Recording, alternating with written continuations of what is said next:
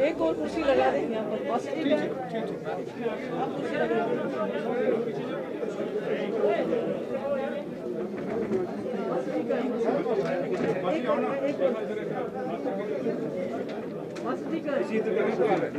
आप ये इसी समुद्र उस कुर्सी को इधर कर दो, इधर आ जाइए, बैठिए आप इधर आ जाए। आउच, ये क्या कर दिया?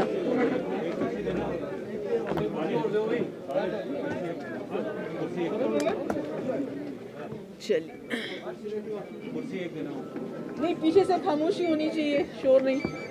मोबाइल सारे बंद कर लो अपना। ये क्या कर रहे हैं आप?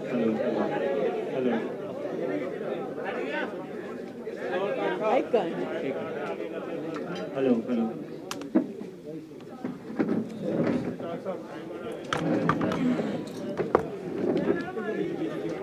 मोबाइल सारे बंद कर लो, बोलो नहीं कोई भी।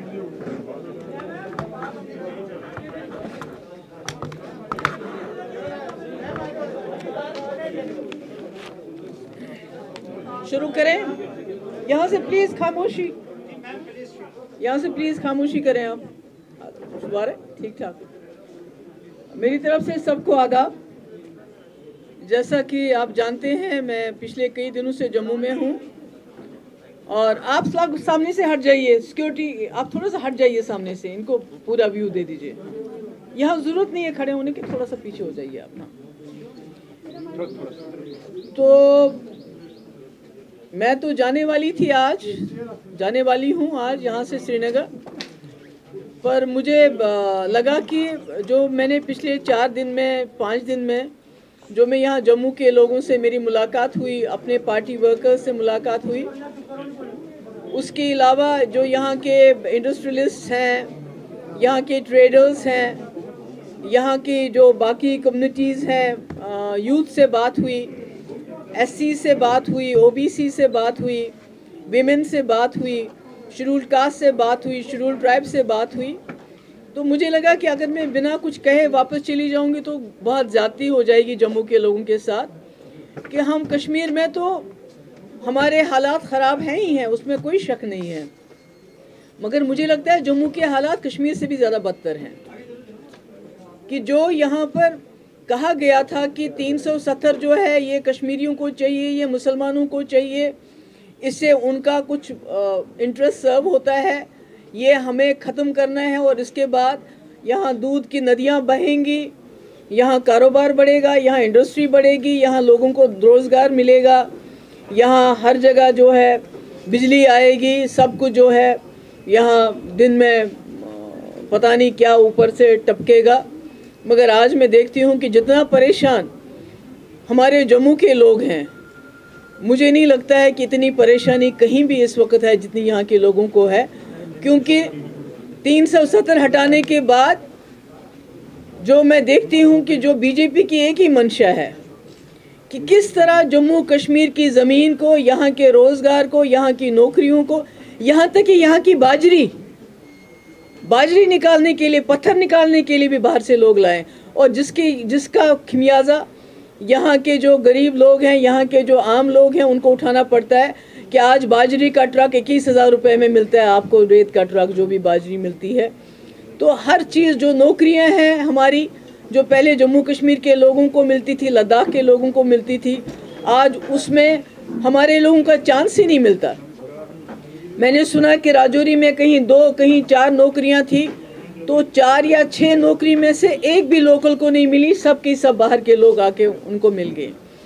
तो इस तरह से मैं देख रही हूँ कि परेशान है, हमारा कारोबार ठप है, पहले लॉकडाउन की वजह से, उसके बाद कोविड की वजह से। इसी तरह इंडस्ट्रीज़ का हाल बहुत बुरा है। हमने सुना था कि बड़ी इंडस्ट्री सेट होगी, मगर इंडस्ट्री जो ऑलरेडी हमारे पास है, क्या हम उनको पूरी बिजली दे पाते हैं? क्योंकि जो बिजली हमारे जो रिसोर्सेज, हमारी जो ज़मीन है, हर चीज़ को ये दाव पे नीलामी करना चाहते हैं। पानी तो ऑलरेडी ले चुके थे, बिजली तो हमारे यहाँ तो बिजली होती ही नहीं है। गर्मियों में जम्मू में तकलीफ़ होती है, सर्दियों में कश्मीर में, मगर हमारी बिजली से हमारे मुल्क के कारखाने चलते हैं। तो मैं देखती हूँ कि यहाँ ये सवाल जो है 370 कोई मुसलमानों या कश्मीरियों का सवाल नहीं है। ये महाराजा हरि सिंह ने यहाँ के खासकर डोगरा कल्चर को, डोगरा आइडेंटिटी को बचाने के लिए ये 370 का जो है आर्टिकल उन्होंने रखा था।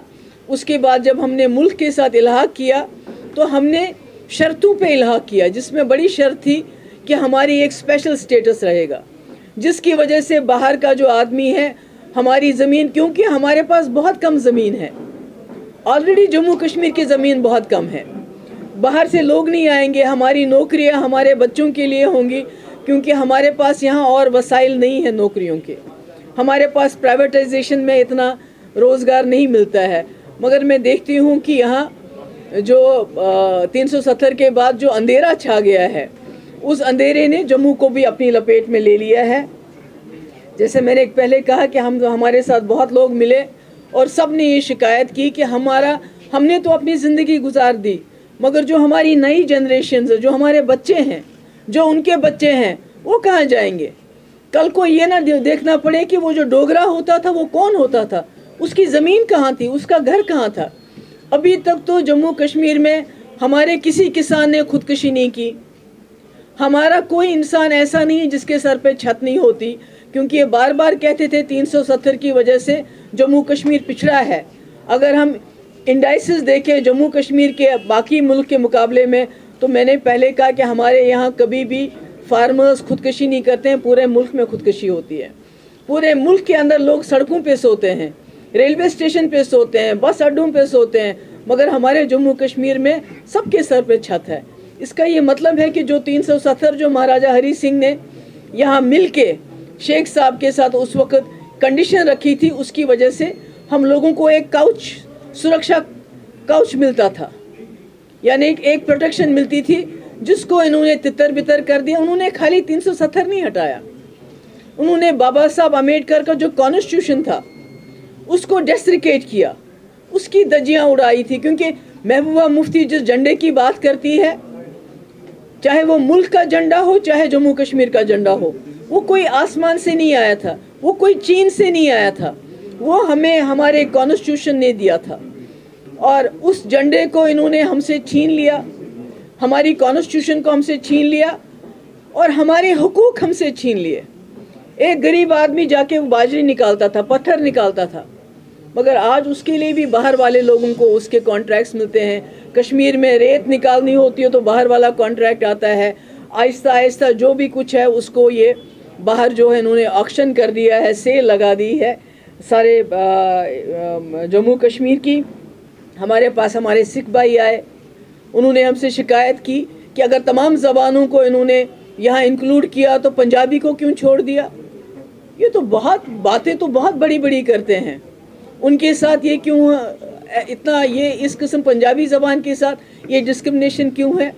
तो ऐसा लगता है कि कश्मीरी पंडित हमारे ये जहाँ भी हमें बोलते हैं कश्मीर में, बोलते हैं 370 की बात मत करो, पब्लिक सेफ्टी एक्ट के अंदर बंद करेंगे।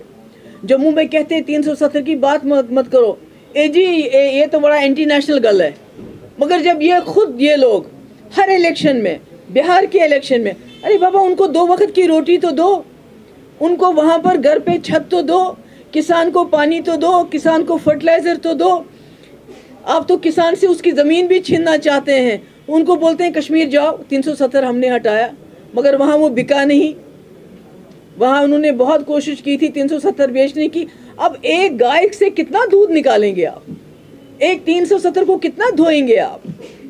तो वहाँ तो कुछ नहीं हो। हमारे कश्मीरी पंडित भाई जो इतने सालों से इंतज़ार करें, जिनको मुफ्ती साहब ने अपने वक्त में उनके लिए वहाँ ट्रांजिट एकोमोडेशंस बनाई थी, उसके बाद थोड़ा सा जो है डॉक्टर मनमोहन सिंह जी के वक्त में कुछ हुआ, उसके बाद तो कुछ नहीं हुआ।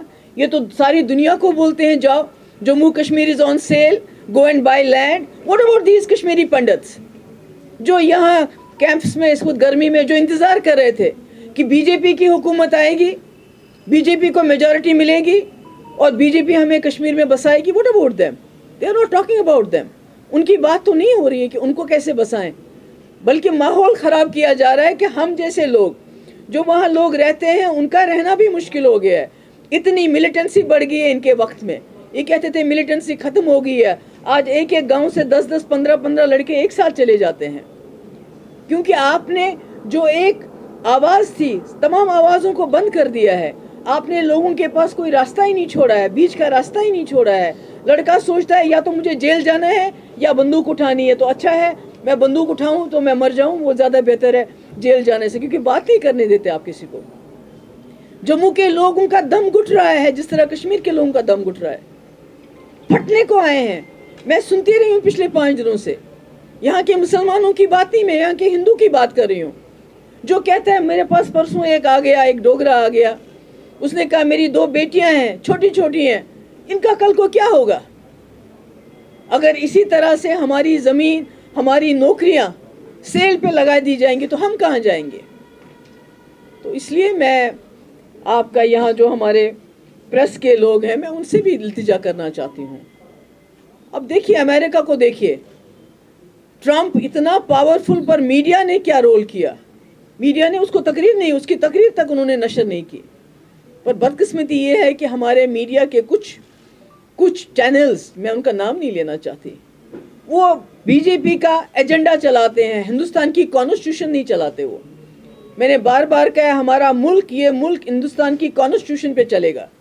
कॉन्स्टिट्यूशन से यहाँ के लोग इकट्ठे हैं, अगर बीजेपी का एजेंडा है तो वही हाल होगा जो पिछले 6 साल से हो रहा है। तितर बितर हो रहे हैं, हिंदू को मुसलमान से लड़ाओ, मुसलमान और आपस में गुजर और पहाड़ी लड़ाओ, शिया और सुन्नी लड़ाओ। अभी जो इन्हें सीट्स का डीडीसी इलेक्शन में जो सीट्स में शेड्यूल कास्ट के लिए इन्होंने रिजर्व की हैं, शेड्यूल ट्राइब के लिए रिजर्व की हैं, खुद रिजर्व की है, और जानबूझ के दूसरों को कहते हैं आप जाके जी कोर्ट में जाओ, उधर पिल लगा लो ताकि आपस में झगड़ा हो जाए। जो अदर कैटेगरीज हैं और एससी का झगड़ा हो जाए, कश्मीरी और गुजर का झगड़ा हो जाए, एक दूसरे के गले पड़े, हम शिया और सुन्नी झगड़ा करें, जम्मू और कश्मीर के झगड़ा करें, डोगरा और कश्मीरी झगड़ा करें। इसके बगैर तो इनके पास देने के लिए कुछ नहीं है। 2 करोड़ रोजगार तो आए नहीं हर साल, मगर हिंदू मुसलमान का झगड़ा, अब जम्मू के लोगों को देने के लिए कुछ नहीं, लेने के देने पड़ रहे हैं। यहाँ के लोगों को कहा था यहाँ रोजगार आएगा, 370 हटेगा, मगर जो नौकरियां वो भी जा रही हैं। तो क्या किया है? आज कोई नया तरीका है, कोई फॉर्म निकाला है। कुछ इलाकों में ये फॉर्म कहते हैं कि भाई ये फॉर्म भरो, अपनी शिनाख्त बताओ। कुछ इलाकों में जानबूझ के, इसका ये कतई मतलब नहीं है कि ये हिंदुओं के दोस्त हैं और दूसरों के दुश्मन हैं, नहीं। जब हमारा हिंदू भाई, हमारा एससी का भाई, वो कहता है कि मेरे बच्चे को नौकरी है, बाहर वाले को मैं नौकरी नहीं दूंगा, तो कहते हैं कि हम जा रहे हैं मुसलमानों को खदेड़ने के लिए, हम जा रहे हैं भटंडी, हम जा रहे हैं सुंजवा, यानी अटेंशन डाइवर्ट करते। ये कब तक चलेगा? ये तो बिहार में तो नहीं चला। मैं तो I would like to congratulate Tejashwi, इतना छोटा होने के बावजूद, बीइंग इन अपोजिशन, उसने नैरेटिव सेट किया, रोटी कपड़ा रोजी मकान, और इनकी ये जो 370 जी 35 ए जी, ये जी हटाया, कश्मीर में ज़मीन खरीदो, ये नहीं चला। और मुझे उम्मीद है जब जुल्म बढ़ता है तो आखिरकार मिट जाता है। आज इनका वक्त है, कल हम सब का वक्त आएगा, और उसके बाद वही होगा जो ट्रंप के साथ हुआ है। तो मैं आप सबकी शुक्रगुजार हूँ, आप आए, आपने मेरी बात सुनी। यहाँ कैजुअल लेबर्स इतने दिनों से सड़कों पे बैठे हैं, उनका हमने रेगुलराइजेशन के ऑर्डर्स मैंने अपने हाथ से किए थे, 60,000 कैजुअल लेबर्स के, उनको भी कुछ नहीं कर रहे हैं। इसी तरह से यहाँ हमारे बॉर्डर्स पे फायरिंग चालू है। मैंने पहले भी कहा, बार बार कहती हूँ, जो मुफ्ती साहब का विजन है कि बॉर्डर्स पे गोलीबारी नहीं, बॉर्डर्स पे रास्ते खोलो, सुचीतगढ़ सियालकोट खोलो, जम्मू श्रीनगर अस्करदू खोलो, ये नौशहरा जंगड़ मीरपुर कोटली, ये रास्ते खोलो। यही मुफ्ती साहब का, यही, इसके बगैर कोई हल नहीं होगा इस बात का। आज नहीं तो कल, कब तक ये डंडे से लोगों को दबा के रखेंगे? कब तक ये, मुझे पता है कि यहाँ के हमारे लोग, हमारे डोगरा भाई, वो कहते हैं अगर हम बात करेंगे ये थाली और ताली बजा के हमारे घरों के बाहर जुलूस निकालेंगे कि भाई ये जी देशद्रोही है।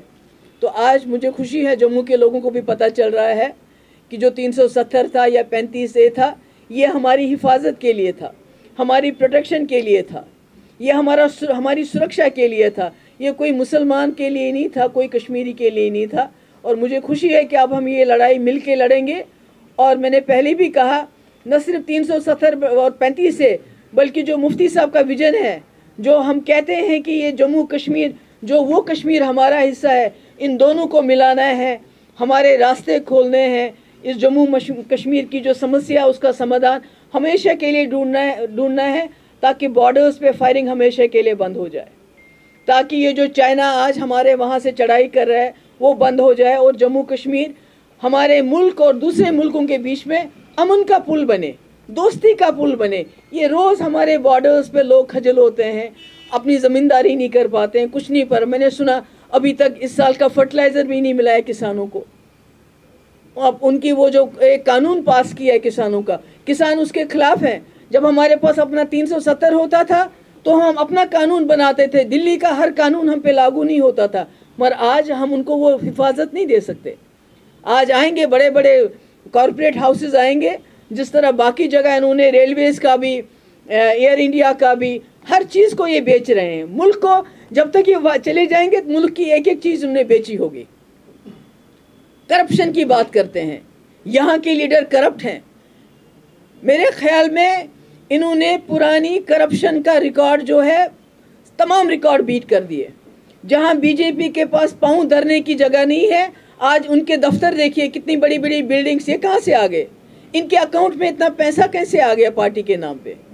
अरे हम तो वो लोग हैं, जम्मू कश्मीर के वो लोग हैं जिन्होंने बहुत मुश्किल हालात में जम्मू कश्मीर में, बिलखुसूस वादी कश्मीर में, इस मुल्क के झंडे को खड़ा रखा।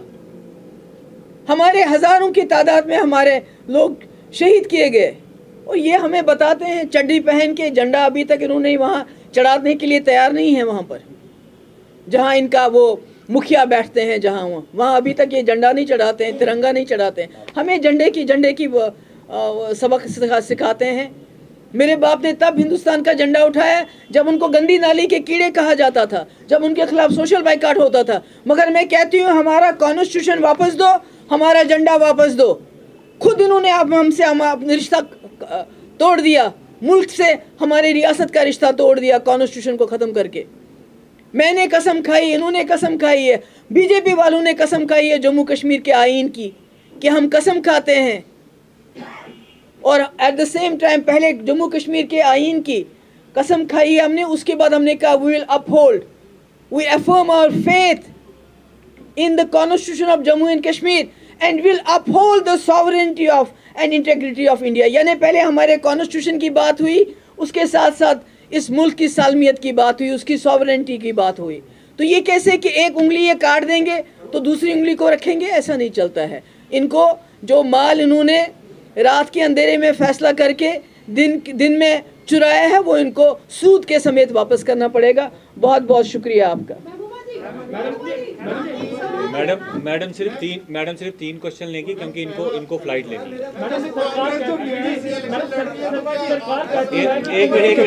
अगर एक क्वेश्चन करेगा तो सुमिंदर एयर नाइक, एक मिनट सुमिंदर।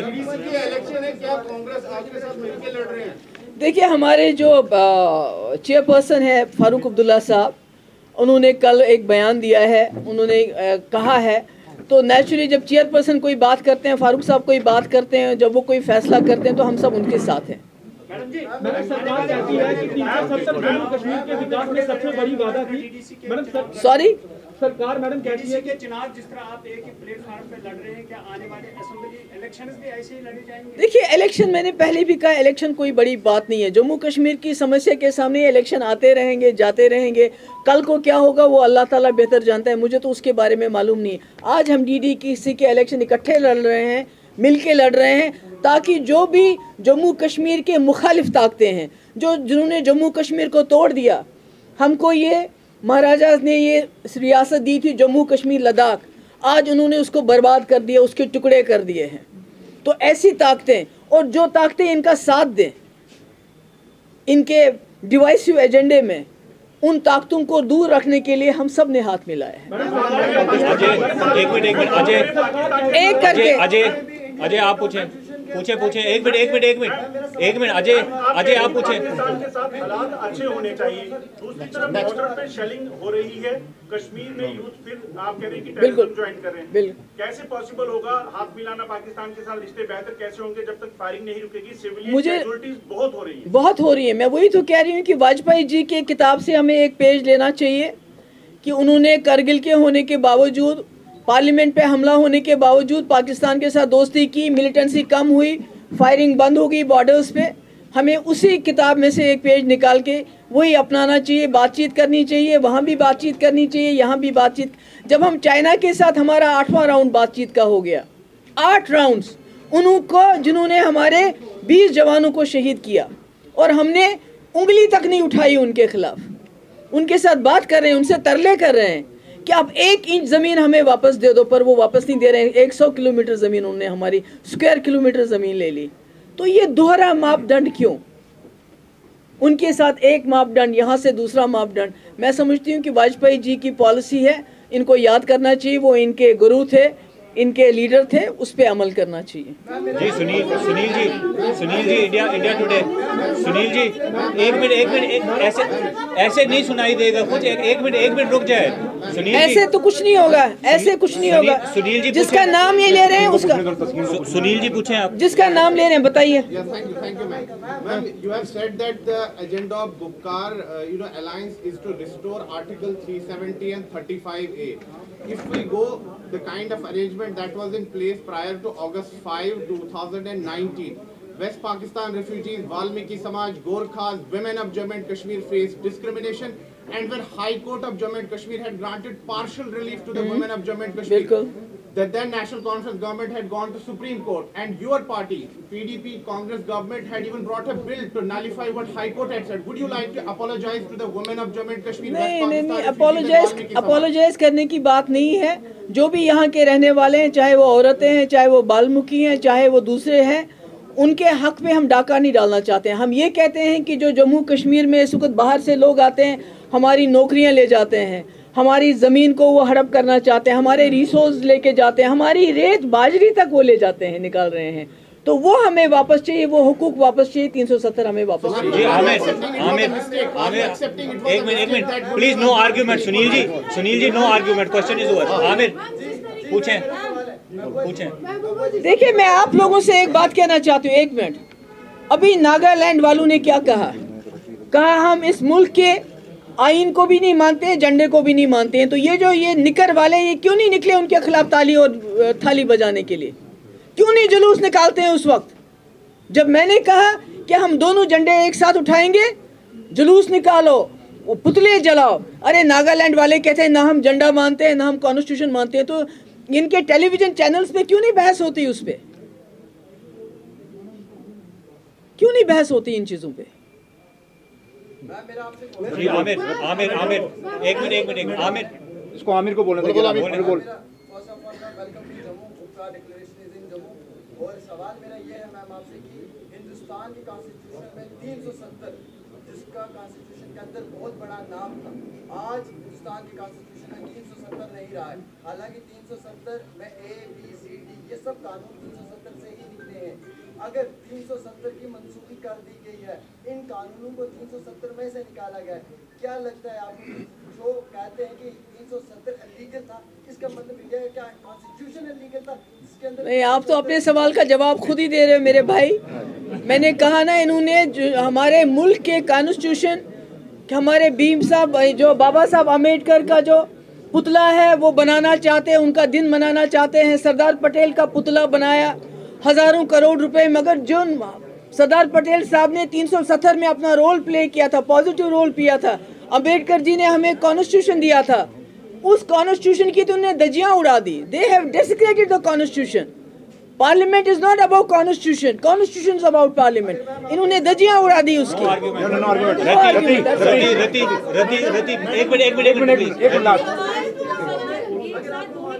आमिर नहीं, प्लीज आमिर। आमिर, पहले आपका सवाल ये, आज आपने कश्मीरी पंडित के लिए बात की, पर पिछली इलेक्शन आपके नाम पे थी, चीफ मिनिस्टर भी आप थे।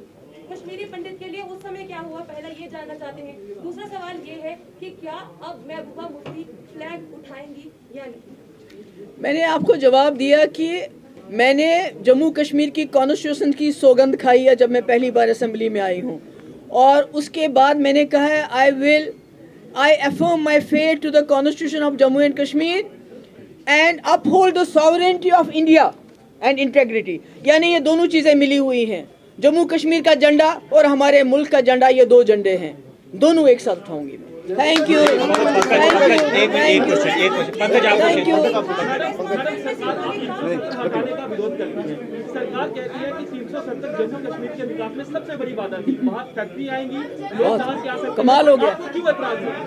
मैं तो जम्मू के लोगों की बात आपको बता रही हूँ कि जम्मू के लोग आज रो रहे हैं, यहाँ के ट्रेडर्स रो रहे हैं, यहाँ के इंडस्ट्रीज रो रहे हैं, यहाँ का यूथ रो रहा है कि जो इनको ख्वाब दिखाए गए थे कि 370 बहुत बड़ी रुकावट है, आज उनको पता चला 370 सबसे बड़ी सुरक्षा थी उनकी, और उस सुरक्षा को हटा दिया गया। इंडियन एक्सप्रेस से अरुण जी आप पूछे। वो इकट्ठे लड़ रहे हैं, लेकिन आपके कैंडिडेट्स जो है वो पार्टी टिकट, क्योंकि ये पार्टी बेसिस पे है, तो आप जो कैंडिडेट खड़ा करेंगे ये मोडेलिटीज जो है हम आपस में, क्योंकि बहुत जल्दी इन्होंने इलेक्शन डिक्लेयर कर दिया, इन्होंने कोई टाइम भी नहीं दिया, आपस में मोडेलिटीज हम डिस्कस करेंगे, उसके बाद आपको बता देंगे। Thank you very much, thank you so much, thank you thank you, thank you.